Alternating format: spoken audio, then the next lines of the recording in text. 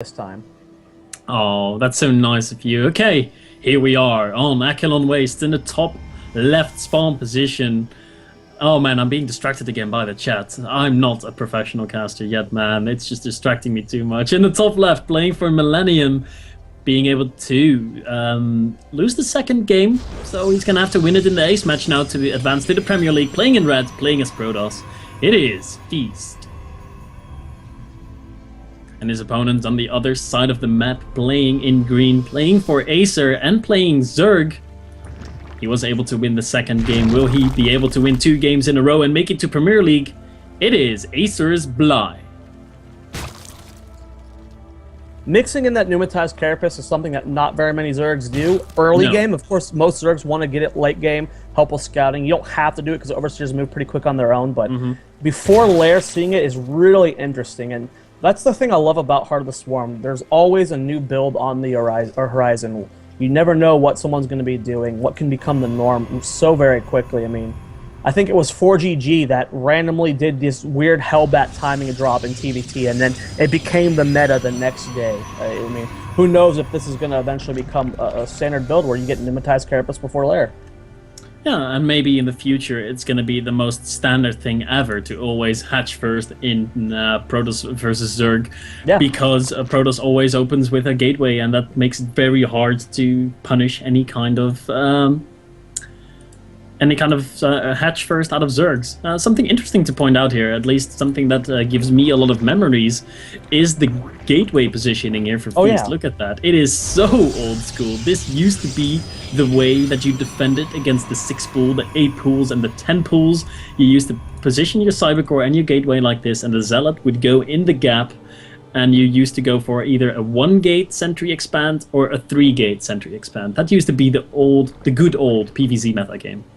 Yeah, I remember it was Noni that started doing the 1-gate sentry expand, but yeah, it was the style for such a long time. Like the first maybe year and a half to 2 years of PvZ was just sentry expands. I think 2 years goes a little bit too far. Yeah, I mean, Wings of Liberty has only been out for like what, 2.5 or 3 years? It feels a lot longer than that, that's for sure. Yes, when you're time flies when you're playing Starcraft? No, that doesn't check out. Never mind. Let's just focus on this game again. 8 Zerglings on the way. Oh, Bly is going to be a bit aggressive here. That's a lot of Zerglings to be making. 10 Zerglings now. Is he going to be able to accomplish much with this? I think he might. That Nexus might not finish in time. The Mothership Core might not have enough energy in time for the Photon Overcharge. This is a lot of units being pumped out. He pulled all guys out of gas. No pneumatized carapace. This is looking really heavy speedling aggression here. Income tab at 17 to 22. Wow, that's a heavy commitment. Yeah, this is going to be a really, really tough hold, especially since he doesn't have any sentries to help wall this off. He's going Stalker second. Even like you said, the Photon Overcharge won't be here in time. He might have to just straight up cancel this Nexus.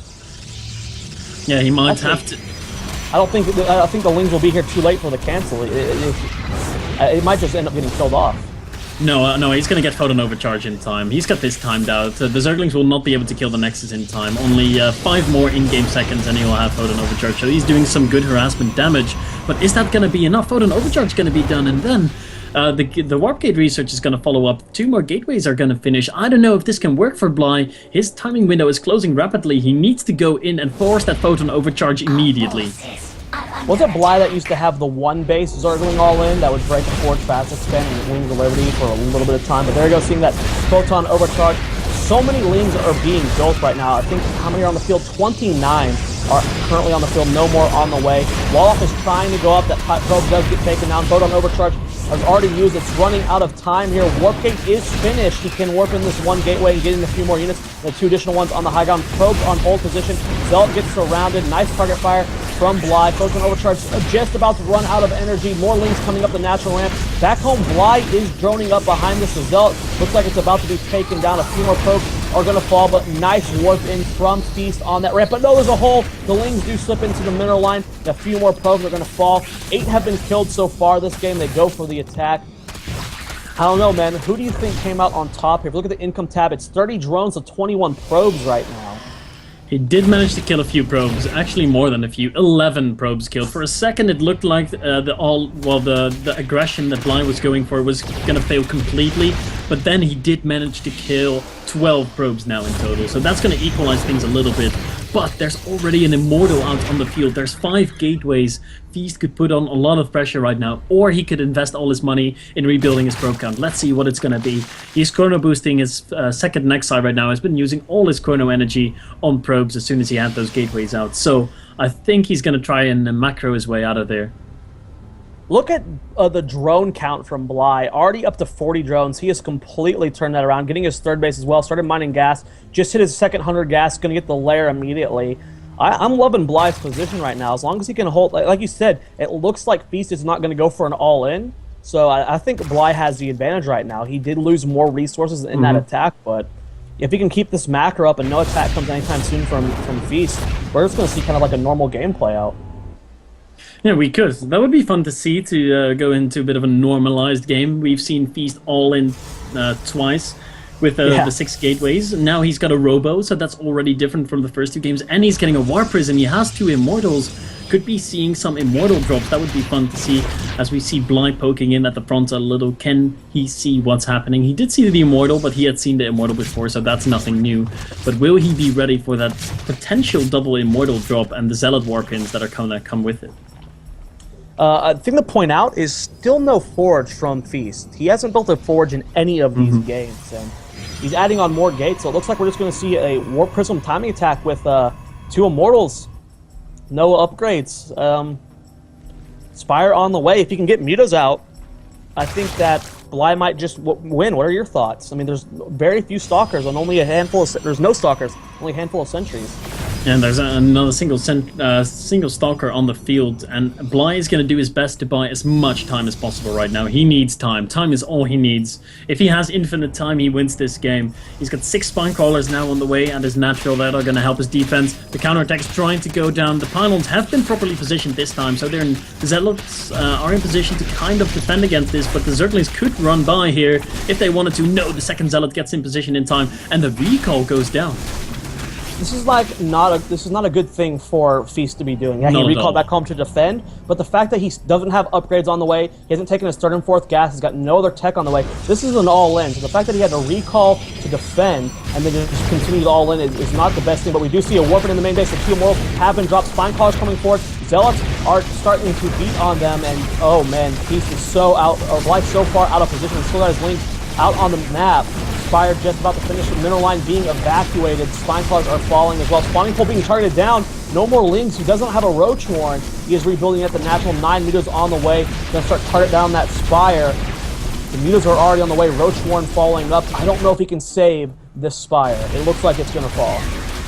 Yeah, a lot of units bugging out here, not actually hitting the Spire, but it looks like it will fall, and with the last shot of that Immortal, it does go down.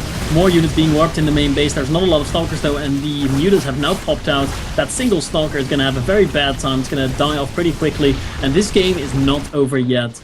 Will Feast be ready in time to defend? I think he will. He will have enough time to make Stalkers, and killing this much of the infrastructure of Zerg is really big. He does not get the lair though. 150 HP left on that. That is crucial. That is going to make sure that Bly does not have to completely reset his tech tree. Income tab is 43 to 40, slightly in favor of Bly.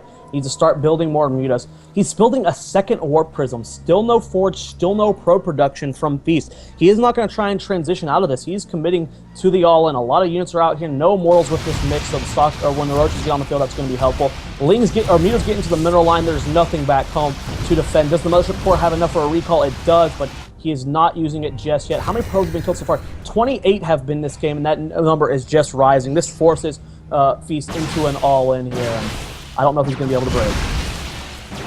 It's going to be difficult here. The Roaches in position, the Spine Crawlers are ready. The Mutas in the main base fighting Stalkers right now. The Stalkers are getting the worst end of this engagement because there's too many of those Mutas right now, and Lenny's Feast is trying to break through here, but he's not going to be able to do so. His Immortals would have been so useful here in dealing with the Spine Crawlers, but he no longer has them. Feast is down to 39 supply, and the Mutas in the main base are still alive. He doesn't have enough money to warp in more Stalkers. That's going to be it. GG is called.